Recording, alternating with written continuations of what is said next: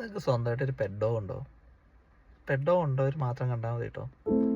എനിക്കുണ്ടൊരു pet dog, coco. എൻ്റെ അടുത്തുള്ളവർക്കൊക്കെ അറിയാം കോക്കോയുടെ കാര്യം. ഞങ്ങൾ ആക്ച്വലി ഞങ്ങളുടെ സ്വന്തം കുഞ്ഞിനെ പോലെ വളർത്തുന്നത്. കോക്കോ ഇപ്പോൾ ഞങ്ങളുടെ അടുത്ത് വന്നിട്ട് ഏറെക്കുറെ 1.5 വർഷം കഴിഞ്ഞു. അടുത്ത ജനുവരി ആകുമ്പോഴത്തേനും 2 ഇയർ ആവും.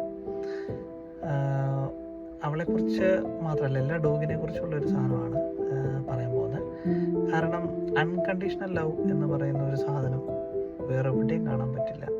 പണ്ട് തൊട്ട് എനിക്ക് ഈ പട്ടികളെ ഭയങ്കര ഇഷ്ടമാണ്. കാരണം എന്തൊക്കെ വന്നാലും നമ്മളോട് വൺസ് അതിനൊന്ന് സ്നേഹം വന്നു കഴിഞ്ഞാൽ നമ്മൾ എന്തൊക്കെ ചെയ്താലും നമ്മളെ അറ്റാക്ക് ചെയ്യില്ല. അല്ലെങ്കിൽ വല്ല പേയോ അങ്ങനത്തെ വല്ല അസുഖങ്ങളോ എല്ലാം വരണം. അതുപോലെ നമ്മളെ കെയർ ചെയ്യുന്ന, നമ്മളെക്കുറിച്ച് ചിന്തിക്കുന്ന, ഇപ്പം ഞാൻ ചിലപ്പോൾ ചിന്തിക്കാറുണ്ട്, നമ്മൾ ചിലപ്പോൾ ഒരാളെ വലിയൊരു കാര്യമായിട്ട് കരുതിയിട്ട് അപ്പോൾ വേറൊരിടത്ത് പോകുമ്പോൾ അവർക്കത് ഇഷ്ടപ്പെട്ടോ എന്നൊക്കെ നമ്മൾ ചിന്തിക്കില്ലേ? അതുപോലെ ഓൾ ടൈം നമുക്കിഷ്ടപ്പെട്ടോ, നമ്മളെന്താണ് ചിന്തിക്കുന്നത്, നമ്മുടെ ഫേസിൽ ദേഷ്യമാണോ, അങ്ങനത്തെയൊക്കെ ചിന്തിക്കുക. അൺകണ്ടീഷണലായിട്ട് സ്നേഹിക്കുകയാണ്. എനിക്ക് തോന്നുന്നു സ്നേഹത്തിനെ വരെ നമുക്ക് മൃഗീയം എന്ന് പറയാൻ പറ്റുമെന്ന്. കാരണം എല്ലാത്തിൻ്റെ എക്സ്ട്രീമിറ്റി ആണല്ലോ നമ്മൾ മൃഗീയം എന്ന് പറയുന്നത്, മൃഗീയ ഭൂരിപക്ഷം എന്നൊക്കെ പറയുന്നത്. അതുപോലെ തന്നെ മൃഗീയ സ്നേഹമാണത്. അതുപോലെ ചങ്ക് പറിച്ച് തന്നിട്ട് സ്നേഹിക്കുന്നത്.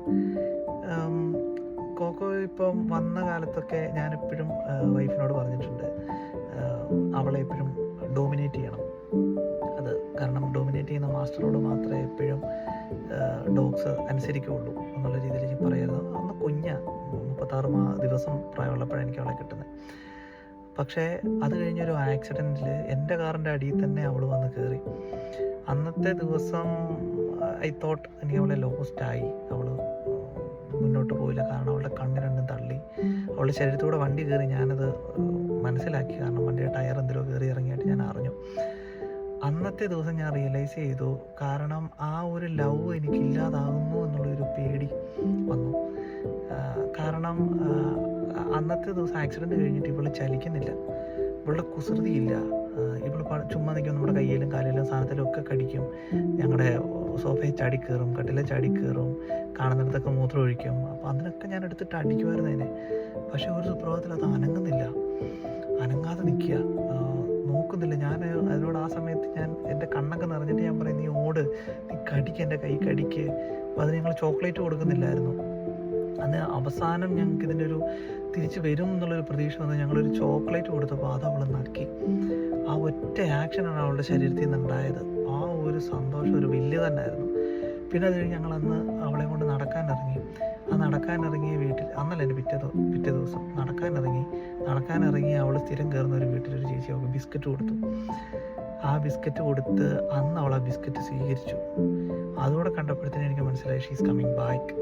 അത് കഴിഞ്ഞത്തെ ദിവസം തൊട്ട് ഞാൻ ഈ കുഞ്ഞിനെ തല്ലിയിട്ടേ ഇല്ല.